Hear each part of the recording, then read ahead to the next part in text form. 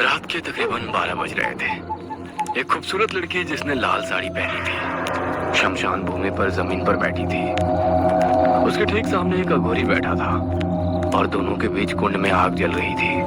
नताशा, एक बार सोच लो, कर्ण पिशाच सिद्ध होने के बाद तुम्हारी हर ख्वाहिश तो पूरी कर देगा, लेकिन बाद में तुमको बहुत कष्ट झेलना पड़ सकता है। मेरे शराबी पति से तो अच्छा ही होगा जो हमेशा मुझसे पैसे मांगता रहता है। ठीक है, ये ले, इस झोले को पकड़। उसने नताशा को एक झोला दिया। इसमें क्या है बाबा? इस झोले में पीपल पेड़ के 381 पत्ते हैं। तुझे रात के 11 बजे से हर एक पत्ते पर कर्ण पिशाच प्राप्ति मंत्र पढ़ना है। एक एक पत्ते पर पढ़कर उसको झोले से बाहर जमीन पर निकालते रहना। इस तरह से तू 381 बार कर्ण पिशाच प्राप्ति मंत्र पढ़ लेगी। उसके बाद तुझे इन पत्तों के ढेर पर अपने अंगूठे से खून की 3 बूंदें गिरानी है और फिर इन पत्तों को वापस झोले में रखकर चले जाना है। इसी तरह तुमको 41 रातों तक करना है और आखिरी रात कर्ण पिशाच सिद्ध हो जाएगा। मैं करूंगी बाबा, मैं इस बात का खास ध्यान रखूंगी बाबा। अगली रात ठीक 11 बजे नताशा काले कपड़े पहने हुए कुंड के सामने बैठी थी। उसके चारों ओर एक चक्र खींचा हुआ था। उसने तेज खुशबू वाला इत्र लगाया। उसके बाद उसने अपने झोले में से एक चाकू निकालकर जमीन पर रखा। फिर एक पीपल का पत्ता निकालकर उसको अपने दोनों हाथों में रखकर मंत्र पढ़ने लगी। कर्ण पिशाचाय प्रकटम, कर्ण पिशाचाय प्रकटम। कुछ ही देर बाद एक भयानक पिशाच उसके पीछे आकर खड़ा हुआ और उसके कंधों पर हाथ रख दिया। वो चौंक पड़ी, लेकिन उसने मंत्र पढ़ना नहीं छोड़ा।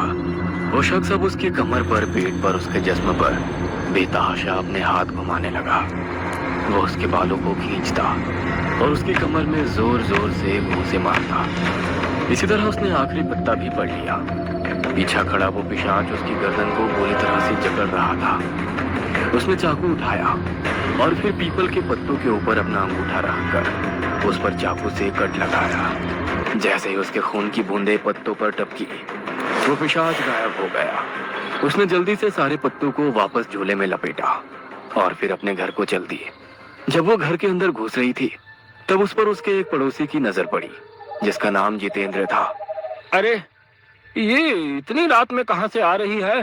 अगली रात भी नताशा वैसे ही सिद्धि करने पहुंची। आज उसको लगा कि उसके पीछे एक नहीं बल्कि 2 पिशाच खड़े हैं।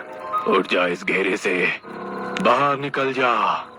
कर्ण पिशाच तेरी जिंदगी बर्बाद कर देगा। वो उनकी बातों को नजरअंदाज करती रही और मंत्र जाप करती रही। इसी तरह अब 40 रातें गुजर गई और आज आखिरी रात थी। आज नताशा के पीछे एक चुड़ैल खड़ी थी। उसने अपने हाथ में एक बारीक सुई ले रखी थी। वह बार बार उस सुई को नताशा के शरीर में चुभा दी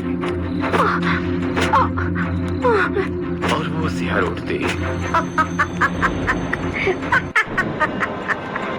उसने दूसरे हाथ में एक मकड़ा ले रखा था और उस मकड़े से बार बार नताशा को कटवा रही थी, लेकिन नताशा वहीं बैठी रहती। उसने बड़ी मुश्किल से साधना पूरी की। तभी उसका पड़ोसी वहां आ पहुंचा, जिसको देखकर वो डर गई। तुम यहाँ क्या कर रहे हो? अब तुझे मेरी हर बात माननी पड़ेगी, वरना मैं तेरे पति को बता दूंगा कि तू यहाँ क्या क्या करती है। तभी उन पत्तों के अंदर से धुआं निकलने लगा। नताशा, मैं तुमसे बहुत खुश हूँ। तुमने मुझे सिद्ध कर लिया है। यह सुनकर नताशा खुश हो गई, लेकिन जितेंद्र का बुरा हाल हो गया। तभी धुआं खत्म हुआ और नताशा को एक गठीला नौजवान नजर आने लगा। ये तुम्हारे साथ कौन है? ये मेरा पड़ोसी है। मेरा पीछा करता करता यहाँ आ पहुँचा। इसकी ये मजाल। ऐसा कहकर कर्ण पिशाच ने जितेंद्र की गर्दन पकड़कर फेंक दिया। मुझे पसंद नहीं कि सिद्धि के वक्त मेरे साधक के अलावा कोई मौजूद हो। क्या आप मेरी हर ख्वाहिश पूरी करेंगे? उसी के लिए तो मैं यहाँ आया हूँ। तुम मुझसे जो चाहोगी मैं ला कर दूंगा, और तुम मुझसे कोई भी बात पूछोगी मैं उसका जवाब तुम्हारे कान में तुमको दूंगा। लेकिन मेरी कुछ शर्तें हैं। बाद से तुम मेरे अलावा किसी भी मर्द के करीब नहीं जा सकती। मैं केवल तुमको नजर आऊंगा और किसी को नहीं। हर रात 2 से 4 बजे का वक्त तुम मेरे साथ बिताओगी, जिसमें हम मांस खाएंगे और एक दूसरे के करीब आएंगे। मुझे मंजूर है। ठीक है, अब तुम घर जा सकती हो। कल शाम 6 बजे से सुबह 5 बजे तक मैं तुम्हारे साथ रहूंगा। ये सुनकर नताशा खुश हुई और घर चली गई। उसका पति नशे की हालत में बेड पर पड़ा था। वो चुपचाप जाकर उसके बराबर में लेट गई। अगले दिन शाम ढलते ही कर्ण पिशाच नताशा को नजर आने लगा। मुझे बताओ कि मेरा पति इस वक्त कहाँ पर है। कर्ण पिशाच ने अपनी आंखें कुछ देर के लिए बंद की और फिर उसने कान में बोला, तुम्हारा पति इस वक्त उसके ऑफिस की मैनेजर शिखा के साथ गुलछर्रे उड़ा रहा है। यह सुनकर नताशा को बहुत बुरा लगा और उसने कर्ण पिशाच से कहा, मैं चाहती हूँ कि शिखा का सारा पैसा और जेवर मेरे पास आ जाए और वो बिल्कुल गरीब हो जाए। यह सुनते ही कर्ण पिशाच गायब हो गया। रात 11 बजे तक उसकी कोई खबर न आई। शिखा अपने बेडरूम में थी। उसने कपड़े उतारे और नाइटी पहन ली। जैसे ही उसने खुद को आईने में देखा तो कर्ण पिशाच उसके पीछे खड़ा था। उसने एक झटके से उसको पलट कर देखा। कौन हो तुम? कर्ण पिशाच उसको देख मुस्कुराने लगा। उसकी मुस्कान शिखा के दिल पर असर कर गई और वो भी मुस्कुराने लगी। तुम्हारी बॉडी तो बहुत मस्त है, हैंडसम भी हो, लेकिन मेरे कमरे तक पहुंचे कैसे? क्या लूटपाट करने का इरादा है? ये सुनकर कर्ण पिशाच उसके करीब चला गया और उसको कसकर गले लगा लिया। उफ, तुम्हारा बदन तो बर्फ से भी ज्यादा ठंडा है। यह सुनते ही कर्ण पिशाच की आंखें लाल लाल चमक गई और शरीर नीला पड़ गया। आज मैं तुमको हमेशा के लिए ठंडा कर दूंगा। उसकी भयानक आवाज सुनते ही एक झटके के साथ शिखा उससे अलग हुई।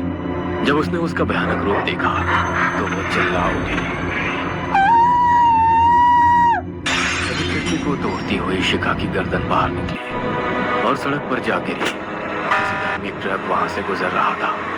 उसने उसकी गर्दन को बुरी तरह से कुचल दिया। उसके बाद कर्ण पिशाच के एक इशारे पर शिखा के कबर्ड में रखा कैश और कीमती गहने गायब हो गए। मुझे नहीं लगता वो आएगा। अब उसको भूलना ही बेटर होगा। किसको भूल जाने की बात कर रही हो जान? तभी नताशा के कदमों में ढेर सारा पैसा और कीमती जेवरों का ढेर जमा हो गया। नताशा की आंखें उसको देख चौंधी आ गई। ओह माय गॉड, इतना सारा पैसा, ये खजाना। तभी कर्ण पिशाच भी उसको नजर आने लगा। वो इतनी खुश थी कि भाग कर गई और कर्ण पिशाच के गले लग गई। थोड़ी देर बाद ही कर्ण पिशाच उसको लेकर बेड पर गिर गया और कमरे की लाइट बंद हो गई। सुबह जब वो उठी तो कर्ण पिशाच जा चुका था। उसके पति मयंक का अभी तक कोई अता पता नहीं था। वह पूरे दिन मार्केट में महंगे महंगे सामान खरीदकर अपने घर पर लाती रही। रात को जब मयंक घर पर वापस आया तो घर को भरा हुआ देख वह हैरान रह गया। ऐसे हैरान मत हो, तुम्हारे दबाव में आकर पापा से मैंने लाखों रुपए ले लिए हैं। ये सब उसी से आया है। यह सुनते ही मयंक उसके पैरों में गिर गया। मुझे माफ कर दो नताशा, मैं रोजाना शराब के नशे में तुमको बहुत परेशान करता था, लेकिन आज मैं तुमको सब सच सच बता दूंगा। ये कहकर वो खड़ा हुआ और बोला, मेरी मैनेजर शिखा ने एक दिन मुझे शराब पिलाकर मेरी अपने साथ कुछ फोटोज क्लिक करवाई थी। फिर मुझे ब्लैकमेल किया कि वो फोटोज अपने पति को दिखा देगी और वो पता नहीं मेरे साथ क्या क्या करेगा। शर्त रखी कि मुझे उसकी हर बात माननी पड़ेगी।